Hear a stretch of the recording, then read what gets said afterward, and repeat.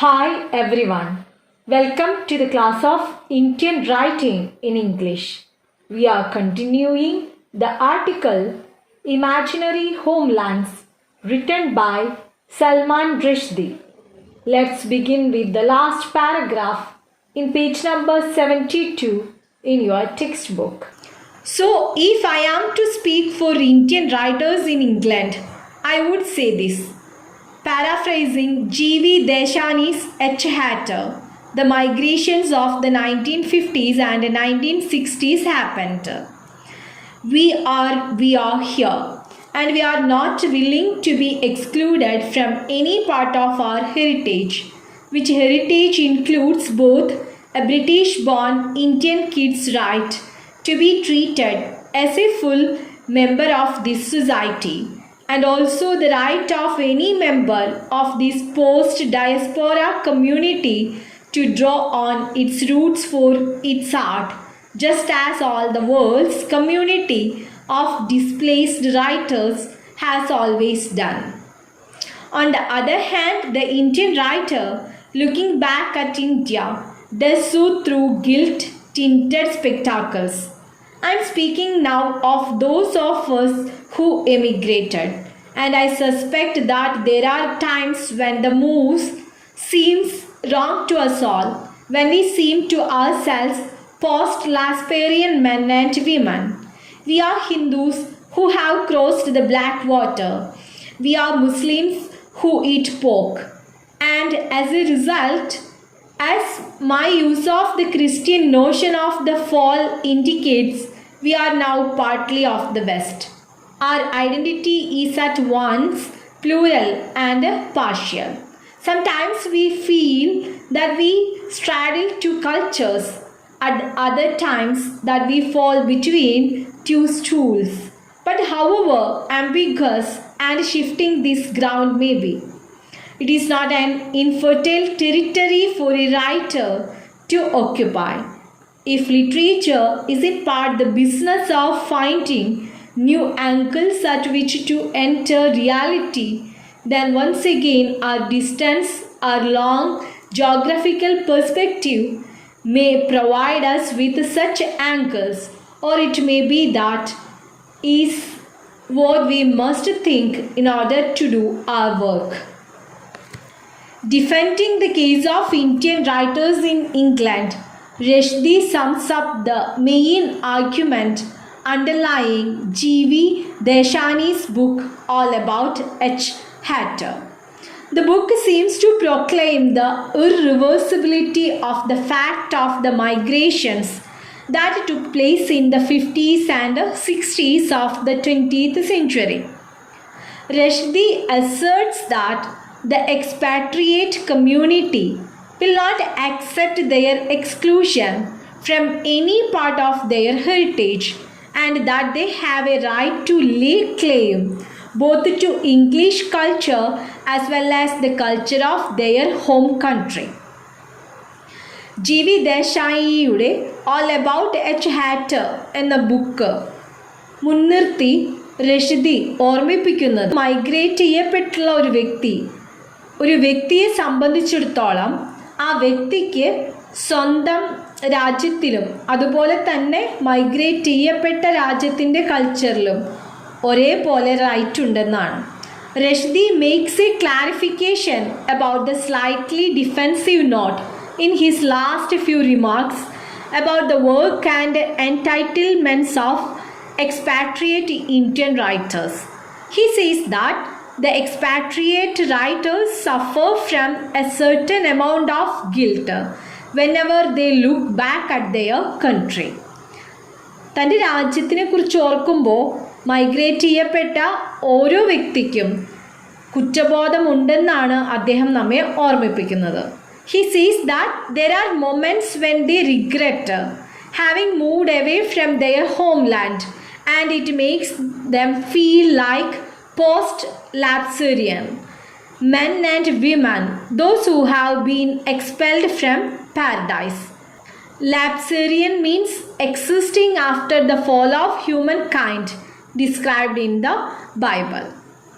പാരഡൈസിൽ നിന്നും പുറത്താക്കപ്പെട്ട സ്ത്രീകളെയും പുരുഷന്മാരെയും പോലെ തന്നെ തൻ്റെ സ്വന്തം രാജ്യത്തിൽ നിന്നും മാറി മറ്റൊരു രാജ്യത്ത് താമസിക്കേണ്ടി വന്ന ആ മനുഷ്യർക്കും തീർച്ചയായും കുറ്റബോധവും വേദനയും ഉണ്ടെന്നാണ് റഷ്ദി നമ്മെ ഓർമ്മിപ്പിക്കുന്നത്. He says that they are Hindus who have crossed the forbidden black water and Muslims who eat the forbidden pork. They now belong partly to the West and their identity has become plural and partial at the same time. However, he also highlights the benefit that their position affords them. He says that if one of the agendas of literature is to find new angles at which to enter reality, the distance of these writers from their home countries provides them with such angles.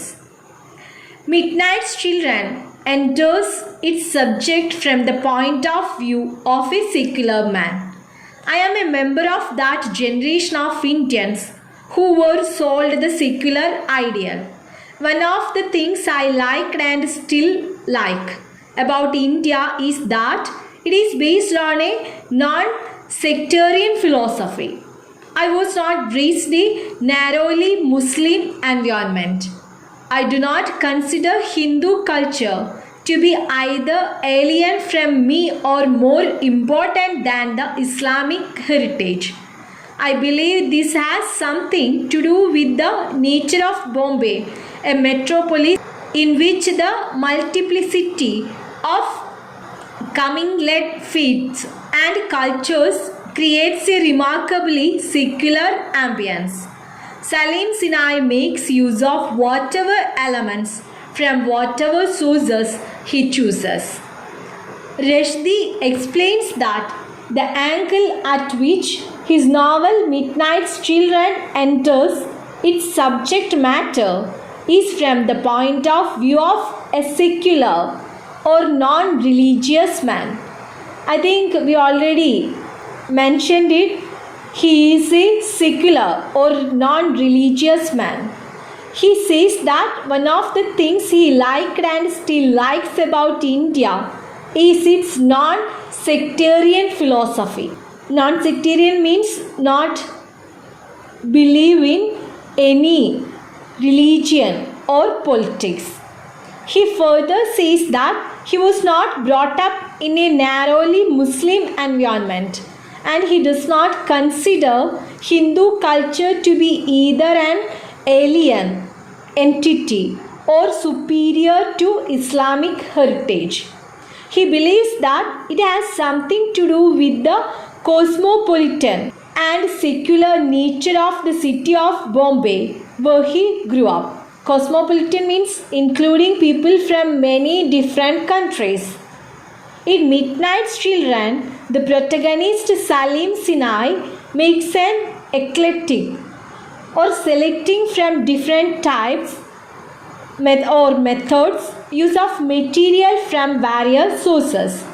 Rashdi believes it may not have been as easy for him to do this had he been writing the book in India instead of from outside it.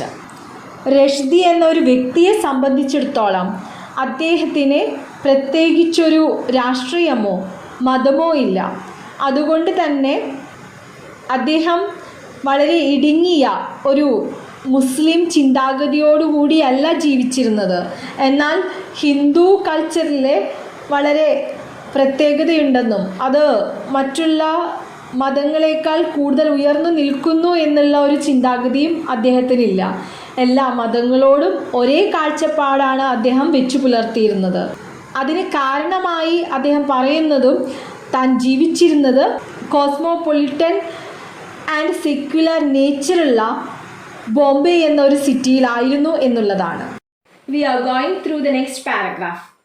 I want to make one last point about the description of India that Midnight's Children attempts. It is a point about pessimism. The book has been criticized in India for its ultimately despairing tone and the despair of the writer from outside may indeed look a little easy, a little too pat. But I do not see the book as despairing or nihilistic. The point of view of the narrator is not entirely that of the author. What I tried to do was to set up attention in the text, a paradoxical opposition between the form and the content of the narrative. The story of Salim does indeed lead him to despair, but the story is told in a manner designed to echo as closely as my abilities allowed the Indian talent for non-stop self-regeneration. This is why the narrative constantly throws up new stories, why it teams. The form multitudinous, hinting at the infinite possibilities of the country, is the optimistic counterweight to Salim's personal tragedy. I do not think that a book written in such a manner can really be called a despairing work. Rushdie then goes on to clarify another criticism made against Midnight's Children.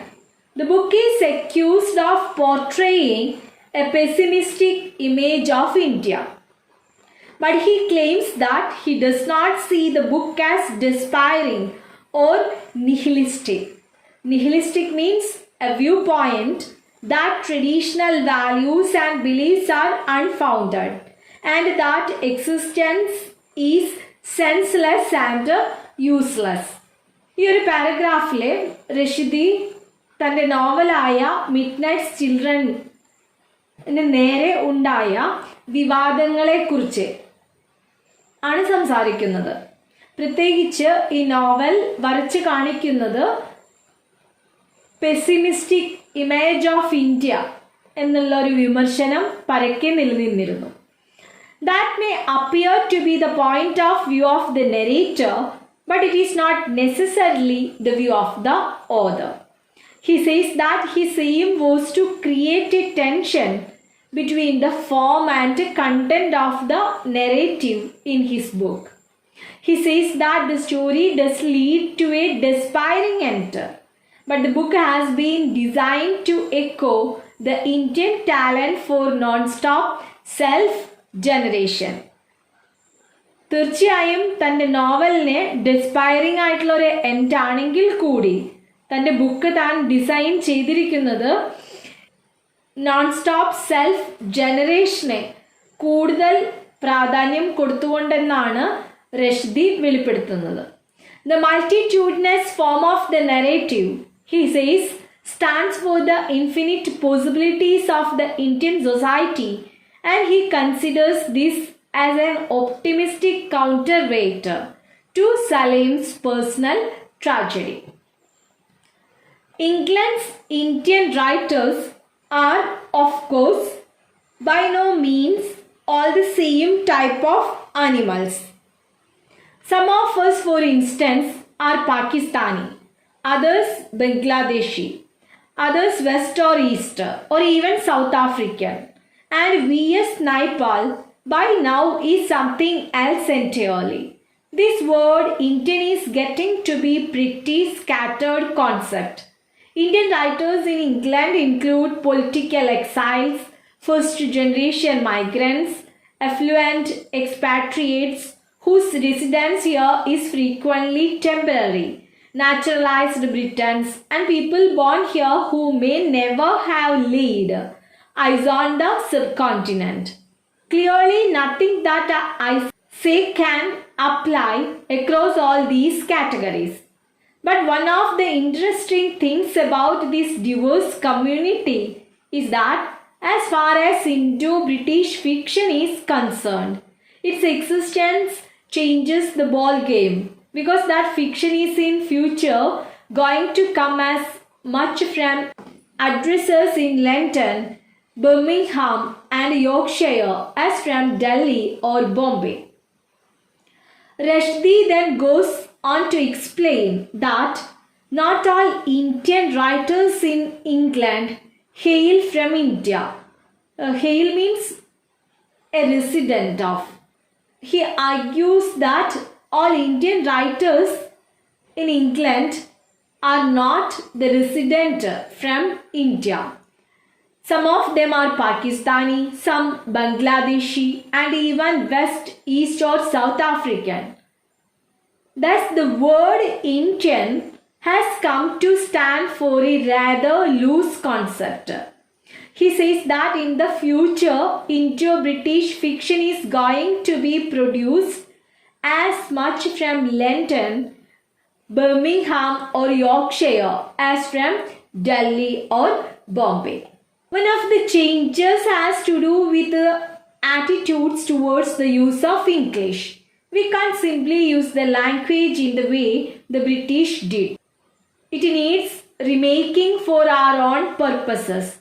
Those of us who use English do so in spite of our ambiguity towards it, or perhaps because of that, perhaps because we find in that linguistic struggle a reflection of other struggles taking place in the real world. Struggles between the cultures within ourselves and the influences at work upon our societies. To conquer English may be to complete the process of making ourselves free.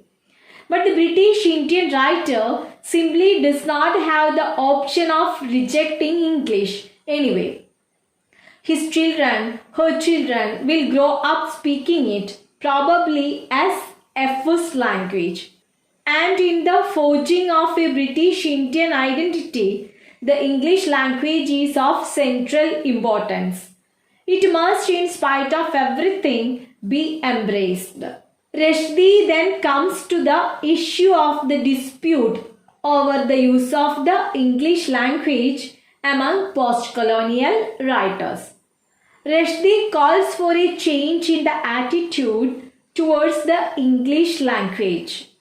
Addressing the prolonged debate over the appropriateness of the English language to Indian themes, Rushdie admits that the language cannot be used for Indian purposes in the form in which it was used by the colonizers or native speakers, and therefore he says it needs refashioning to adapt it to Indian themes and experiences.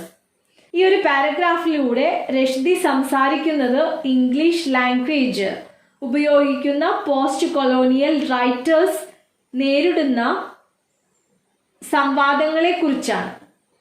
He says that the writers who do use English do so in spite of their ambiguity towards it, or perhaps because of it. He thinks that they perhaps find in the linguistic struggle traces of the tug of cultures within themselves and of the influences on their societies. We already understood in detail post-colonial writers or post-colonial people, they are facing the struggle of two different cultures. In post-colonial writers, we can see the struggle between their own culture and the culture which is influenced by a foreign country. He believes that in a way conquering the English language might complete the project of achieving freedom for the post-colonial man. However, he soon realizes that the British Indian writer does not have the option of rejecting the English language anyway. For the British Indian child, English is the language he or she will grow up speaking, perhaps as the first language. He believes that the English language has central importance in the forging of the British Indian identity and must be embraced in spite of everything. He calls the expatriate person a translated man. But he does not want to believe that translation only leads to loss, but insists that something is also gained in the process. Migrate ചെയ്തിട്ടുള്ള ഒരു വ്യക്തിയെ രശ്ദി വിശേഷിപ്പിക്കുന്നത് translated മാൻ എന്നാണ്. ഈ translated മാൻ്റെ ജീവിതം പരിശോധിക്കുകയാണെങ്കിൽ അയാൾക്ക് ഒത്തിരി നഷ്ടങ്ങൾക്കൊപ്പം ഒരുപാട് നേട്ടങ്ങളും ഉണ്ടെന്നാണ് അദ്ദേഹം ഓർമ്മിപ്പിക്കുന്നത്. പലപ്പോഴും ജന്മനാടിനെ ഓർത്ത് മൈഗ്രേറ്റ് ചെയ്യപ്പെട്ട ഒരു വ്യക്തി വേദനിക്കുന്നതിനെ കുറിച്ച് നമ്മൾ നേരത്തെ കണ്ടതാണ്. വേദനയോടൊപ്പം തന്നെ സ്വന്തം ജന്മനാടിന് വേണ്ടി തൻ്റെ എഴുത്തിലൂടെ പുതിയ മാനങ്ങൾ അല്ലെങ്കിൽ പുതിയ അർത്ഥതലങ്ങൾ കൊണ്ടുവരാൻ കഴിയുമെന്നാണ് അദ്ദേഹം ഓർമ്മിപ്പിക്കുന്നത്. We can move to the next paragraph. To be an Indian writer in the society is to face everyday problems of definition. What does it mean to be Indian outside India? How can culture be preserved without becoming ossified? Ossified means become rigid in attitude. How should we discuss the need for change within ourselves and our community without seeming to play into the hands of our racial enemies? What are the consequences, both spiritual and practical, of refusing to make any concessions to Western ideas and practices? What are the consequences of embracing those ideas and practices and turning away from the ones that came here with us? These questions are all a single existential question: how are we to live in the world? I do not propose to offer prescriptively any answers to these questions, only to state that these are some of the issues with which each of us will have to come to turn my eyes outwards now and to say a little about the relationship between the Indian writer and the majority white culture in whose midst he lives, and with which his work will sooner or later have to deal. Rushdie explains how being an Indian writer residing outside the country always poses problems of definition and identity. They are faced with questions like how to preserve their culture without falling into the trap of becoming too narrow in outlook, how to think about bringing in changes within the community, and that too without risking being swamped by British culture. What could be the spiritual or practical consequences of blocking out Western ideas and practices, and a single existential question that subsumes all the other questions: how are they to live in the world? Rushdie does not wish to prescribe any answers to these questions. His purpose is to highlight the issues that need to be considered. He then talks about the relationship between the British Indian writer and the majority white culture which surrounds him. ഈ ഒരു പാരഗ്രാഫിലൂടെ രശ്ദി സംസാരിക്കുന്നത് സ്വന്തം മാതൃരാജ്യത്ത് നിന്നും മറ്റൊരു രാജ്യത്തേക്ക് migrate ചെയ്യപ്പെട്ട Indian റൈറ്റേഴ്സിൻ്റെ നിർവചനത്തിനും വ്യക്തിത്വത്തിനും മീതെ ഉയരുന്ന പ്രശ്നങ്ങളെക്കുറിച്ചാണ്. I think this is enough for today's class. We covered the first paragraph in page number 76 in your textbook. All of you please go through the textbook well. Take care. Stay at home. Thank you.